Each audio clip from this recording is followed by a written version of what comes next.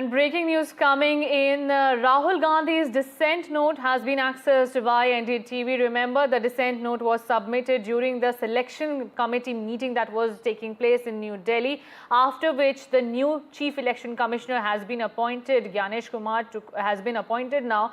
But Rahul Gandhi says that selection process must be free, fundamental aspect of selection should be followed, and concerns of voters have increased on the working of the election commission. Hence, the questions are being raised over the integrity of the elections that are held in the country. As remember, opposition has claimed that the elections in the country are not free and fair, and hence Supreme Court is also likely to hear this matter in the coming days, where who all should be in this panel to appoint the new CEC. My colleague Sunil Prabhu is joining me. Sunil, take us through in detail what Rahul Gandhi in his dissent note has said. Well, it's a two-page dissent letter. Basically, the summons substance was given by Mr. Singhvi and Mr. Ajay Makhan yesterday in the evening after Rahul Gandhi attended that selection committee meeting and gave his dissent notice. He feels that on behalf of the Congress party, the selection process has to be free. And this is a subject matter which the Supreme Court is at present hearing. It has a great amount on the integrity of the elections, about the entire process itself, about the fact that voters' interest has to be looked into, and abiding by Ambedkar's principles. He says that the selection process isn't correct, it is unfair, and that's the reason for why he has done what he has by giving a dissent note. On the government's part, as we've been saying yesterday, they did consult legal opinion, as there was no stay on the appointment of the Chief Election Commissioner or the election commissioners. They have gone ahead as per law to appoint as per the legal advice.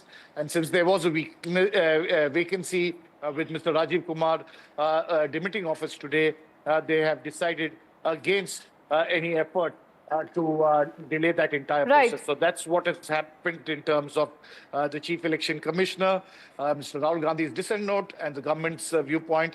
The Supreme Court, of course, will be hearing this matter tomorrow, and it's a subject of greater legal scrutiny in the days ahead. Right, Sunil, and on that note only, I want to understand what implication it might have. The panel has already decided, the new CEC has been appointed before even the Supreme Court could hear this matter.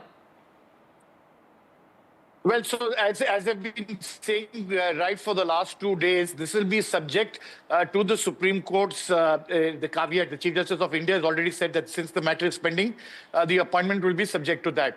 But as we are all well aware, legally, it becomes extremely difficult to unseat a present CEC or an election commission member, unless, of course, they find that, the selection process, the removal of the Chief Justice of India and that entire process giving the government an added advantage with the cabinet minister being appointed and allowing the executive to have a hold on the, election commission.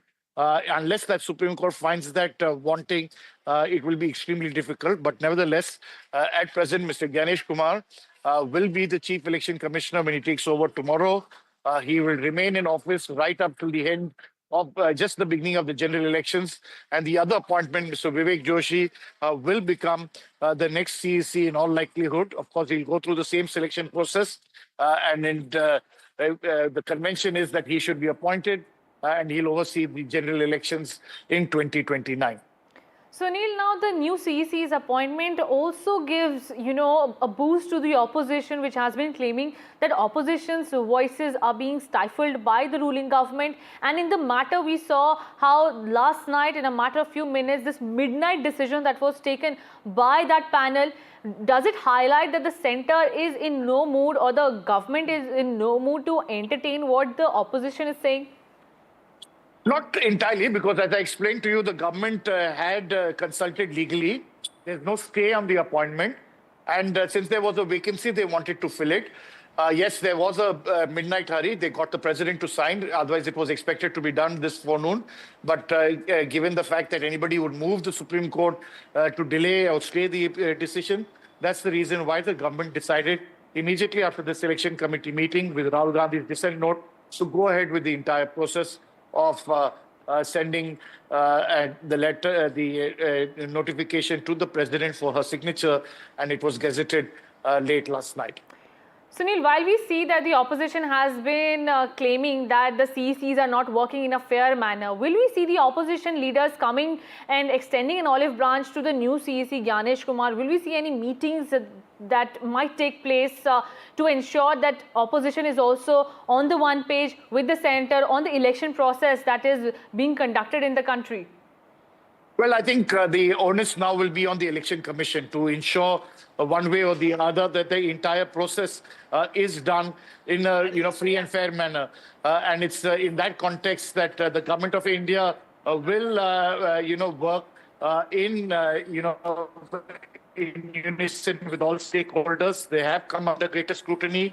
And I think that's really critical for all government agencies to ensure that everybody works in a unison manner. Right, and we do hope, Sunil, thank you so much for joining us. We do hope that the centre and the opposition find a common ground and settle this debate of whether or not Election Commission is working in a free and fair manner, and there is a smooth functioning of the Election Commission from now on.